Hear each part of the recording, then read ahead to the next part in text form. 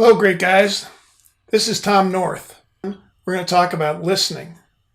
We're going to learn how to listen better than you've ever listened before, and why, and the benefits.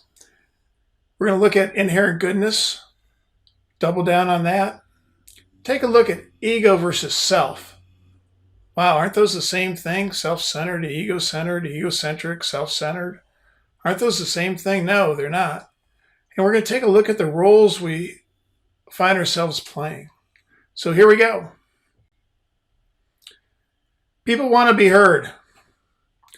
I've been a small claims court mediator, was that for several years. Our whole process was designed just so people got a chance to be heard. Basically, we asked one party to let the other party speak and listen. What would happen is very often people learned that they hadn't been listening to the other person. And when they did, without running their own agenda, guess what? They found, I think I know how we can resolve this in a mutually agreeable way. More often than not, our agreements, more often than not, we reached agreements, and those agreements were much more likely to be upheld. So people just want to be heard. A lot of frustration builds up when we don't feel heard. So we use active listening. Active listening, you've probably heard it before. Active listening says we're listening for the victim, the want to, try to, going to. We want to listen for that because we want to know when our other person is feeling not empowered. We want to listen for diminishers, same thing, kind of, sort of, pretty, etc. All those diminishers. And anything self-deprecating. We want to listen for that because we really want to look at ways to minimize that in our language and help others recognize when they're doing it as well. And then we're going to paraphrase. We're going to paraphrase what we think we heard, but not just the facts, but also the emotions. So we want to paraphrase not just the facts. Active listening is often taught, I'm going to paraphrase what I think I heard. I want to not only paraphrase what I heard, but what I felt. So that means listening with heart. So we're listening for those emotions and the facts. And we're looking for what I call the meta message, the message below the message. Because very often the issue is not really the issue. Very often what is generating a lot of emotion is actually from the past. And that's the real issue. So there's something in the present triggering a lot of emotion from the past. And we're more likely to succeed in bringing people closer together when we're addressing that real underlying issue, which is buried in the meta message. To do that, I need to listen without running my agenda. If I'm sitting there thinking about, well, yeah, but, or, I'm just waiting for the other person to stop talking so I can start talking, where I'm looking for that person to take a breath so I can interject. I can interrupt at any time, If I'm running my agenda, I'm not really listening. And the other person isn't going to feel heard. So I need to not be running my agenda except one thing, and that is I love this person. Wow, just imagine if when you are listening to another with an issue, if you're thinking, I love this person, just imagine how that changes the whole scenario. If you're in a love relationship, hey, it's easy. I love this person. Maybe even, I love this person so much. If that's what I'm thinking while I'm listening, then guess what? I'm going to be receptive. What can I do to be helpful here?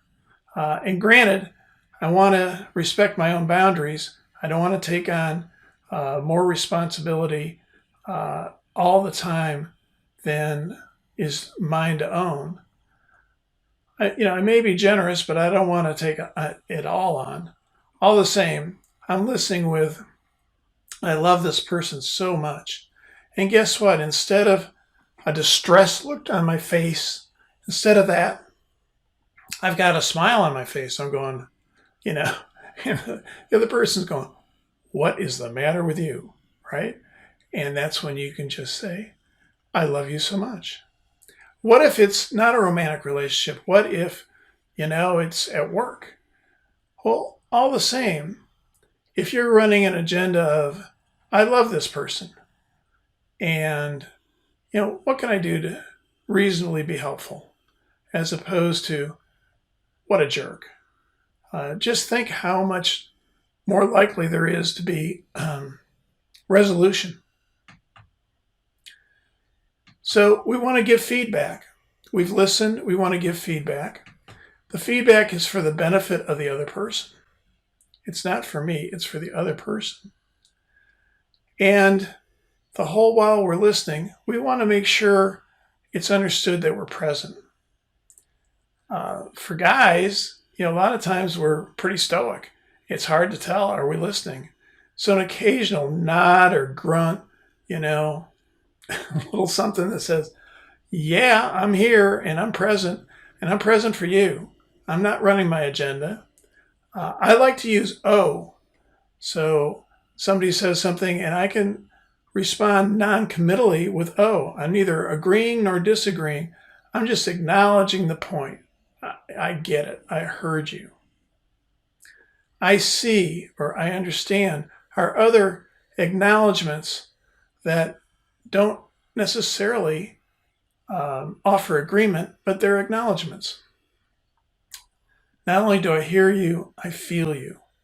So what I am listening for, and I want to give feedback that says, for instance, I heard the facts, and it sounds like you're frustrated.